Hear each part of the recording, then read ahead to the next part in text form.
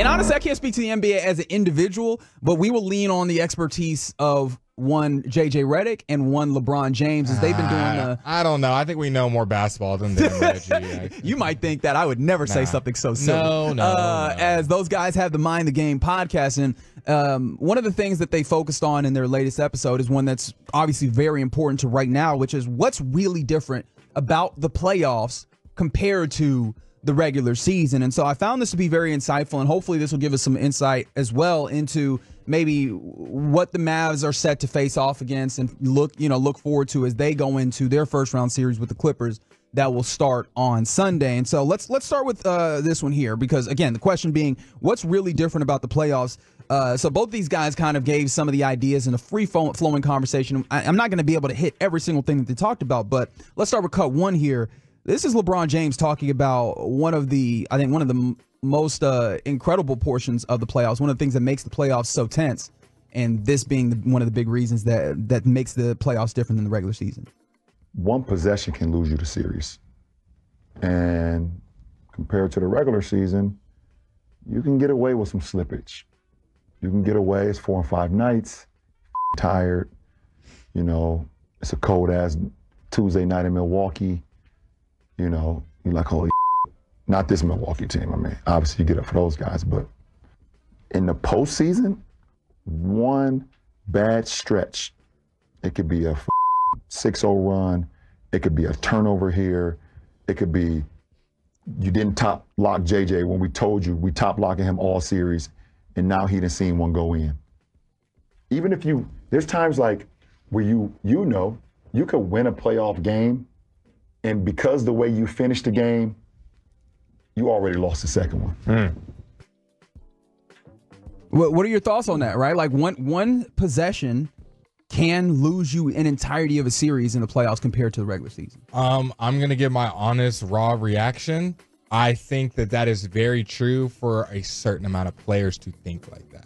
I think that is true. I just do not think every player in the NBA, and I'll even go further, every star on everybody's team thinks like how LeBron is thinking. I think LeBron does think like this, and I think this is how you should think, where every inch, every possession, every little thing in the playoffs affects the next game, affects the next possession, affects the next series, affects your legacy, on and on and on. It's a domino effect, and in the playoffs, those moments are magnified, whereas in the regular season, you can kind of skip over them. But I just don't think I'm just throwing a team out there, the Bulls. Do I think that Kobe White and DeMar DeRozan are thinking like that 100% of the time during all these games? I'm going to go out on a limb and probably say no. Do they have that in them to think like that? Yes. But I just think some teams have already kind of not checked out. But I think some teams are not as bought in as the next one, which I don't think is very crazy to say. I think some teams are more bought in than others that are kind of like, if we make it cool, but we're not really expecting. I think they all want to win, but do they want it to the extent that LeBron's talking about, where every single play, pin down this guy, chase this guy, switch this guy, ice, drop, and they were remembering that because it is so important for them each possession? I do not think every guy that's in the playoffs currently thinks like that. I think they should, but I think LeBron brings up a great point. I think that is how the greats, the playoff risers, the guys that continuously go to the next round, I think that is how they think, and that kind of thought process kind of leaks onto the rest of your teammates, and they all kind of do the same kind of thing. And I don't even know how much it is about the thought process. It's just the actuality of this. You've limited the amount of games, the amount of game time down to what is maximum 7 games of game time, right? Like, so that inherently would make every individual possession more valuable. And so if we start talking about how you think about it, I imagine the teams that do not view that way and are not necessarily inclined to make sure that they're as close to perfect as they can be every possession, they're probably teams that are more likely to lose out because they allow a possession which, gets them down 2 or 3 points, and ultimately in the end of the game, you're looking for those 2 or 3 points. Yeah. Or, it gets yourself into a place where the back end of that clip was really interesting because he talked about how in one game you might win, but late in the game, depending on how it goes, that's a really good point. You might lose the next game or the series. And the thing that, for me, that clicked is one of the things about the playoffs that makes it different. You're playing the same team. Yeah. Right. And they are building more of an arsenal on how to go at you and what works and what doesn't.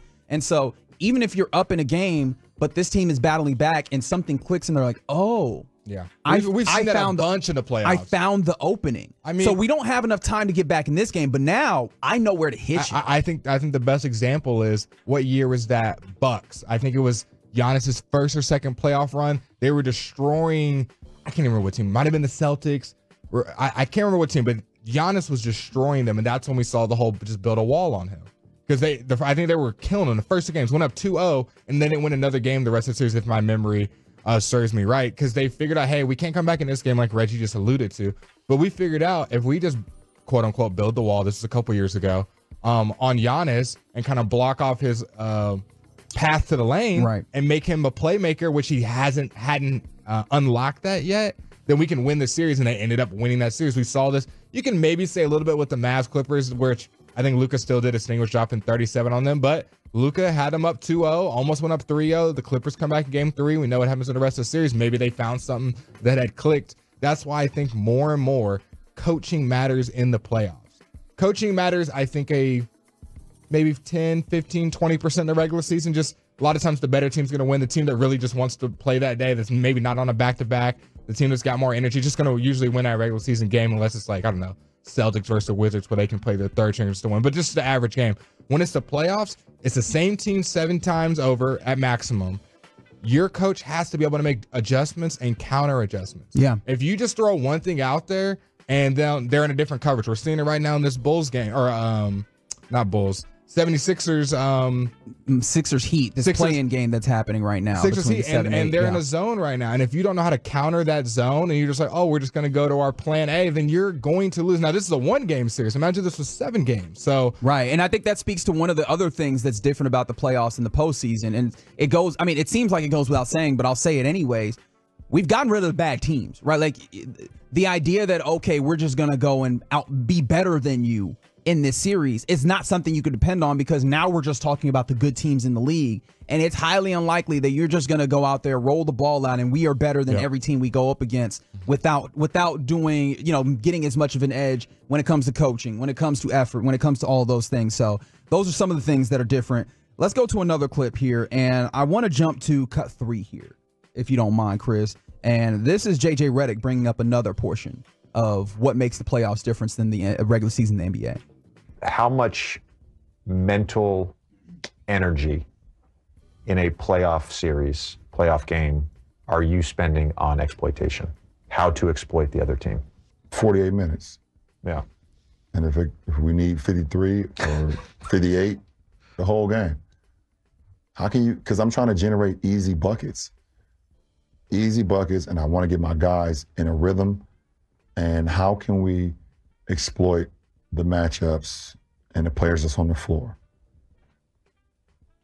Sometimes I get a little disrespectful to it as well. If certain guys come on the floor, I'll say it right on the free throw line while we shooting a free throw, they're shooting a free throw. Yo, we putting him into action. And I'll be honest again, I'll be short and I'll let you go, Reggie. Kind of the same reactions I had at the first. I think the elite of the elite, the LeBron type guys in the playoffs, I think they think like this. They understand the game. They're studying film. When they get on the court, it's not a surprise.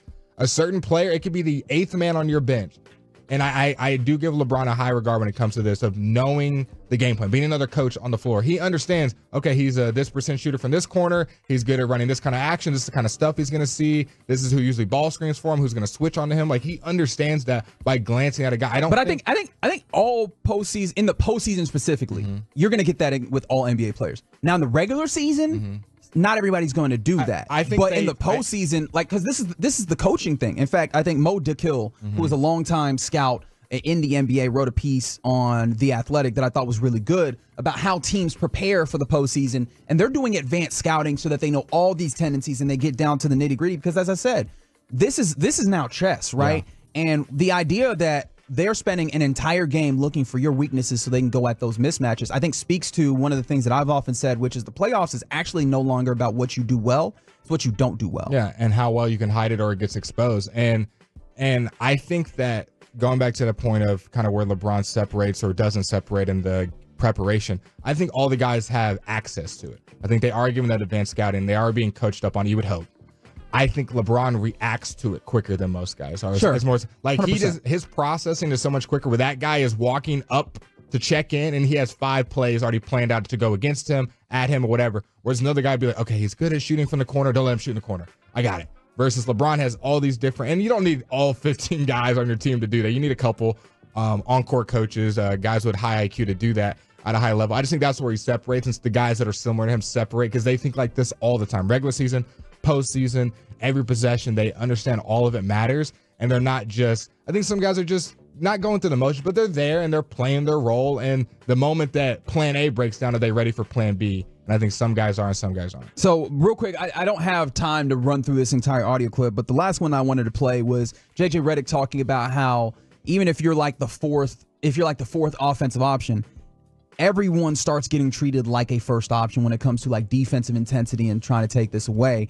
And so with that being the case, he gave a little anecdote about how there was this one possession or one matchup where for the whole series, he basically had to stand in the corner because they were defending him in such a way where he was not going to get open and knock down threes. And they took him away entirely. And so with those being the case, right, the idea that one possession could you lose your series in that focus, the idea of looking for mismatches constantly all the way down, and the idea that even guys that are not considered your first, second option are going to be treated defensively like first options. How do you look at the Mavs and their opportunity in these playoffs when you look at those particular differences between the playoffs and the regular season? I think you still got to feel pretty good about it if you're a Mavs fan. I think this team offensive rating has been awesome the last couple months, and their defense has been well, which converts to easy buckets. When you're stopping the other team and getting easy possessions, you don't have to always play in the half court. I'm very aware that in the playoffs the game slows down, a lot of half court offense, but you have 2 of the best half court creators as well, which if this was just in a vacuum, PJ Washington just as a player wouldn't feel amazing with it. PJ Washington with Luka and Kyrie on the floor makes his job 15-20% easier every single time that they're on there. So he's getting wide open looks. He's getting floaters with a drop coverage center trying to really box out Gaffer, where these are gimme buckets. And when he hits those, some of them are high difficulty, most of them are not. Him and Derrick Jones Jr. getting some pretty easy shots, Exum as well. I think those guys are going to step up to the moment. They've done it in big situations already. Obviously not the playoffs with the Mavs, but they've already been in playoff-like scenarios, big game scenarios, and they've proven to be ready for the moment. For me, the idea of one possession, I think that this team has one. If you're talking about rolling the ball out and figuring out one possession, this team has the offensive firepower, as you mentioned, with Luka and Kyrie to do that. But then also, I feel like they've locked in mentally in a way we've seen over the last month or so. It's different. That they're locked in a way where maybe they're not going to just let one possession slip on a backdoor cut or something like that. They've gotten better about that.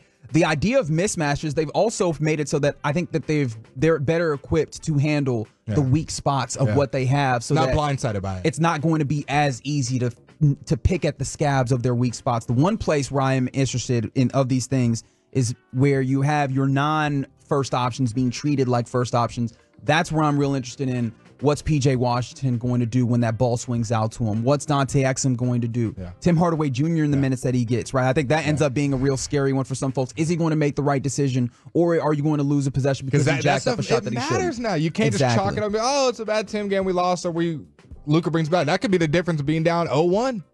And so I think that's going to be, for me, those are going to be the things that are really interesting. But you're right. This is a Mavs team that is still very well equipped to handle these playoffs and what makes them different from just the regular season. Super excited to get that one going on Sunday, 3:30 Eastern, so 2:30 local on ABC. We got that for when this game will start. Mavericks, Clippers, that'll be in LA on Sunday, and all super excited to get to that one.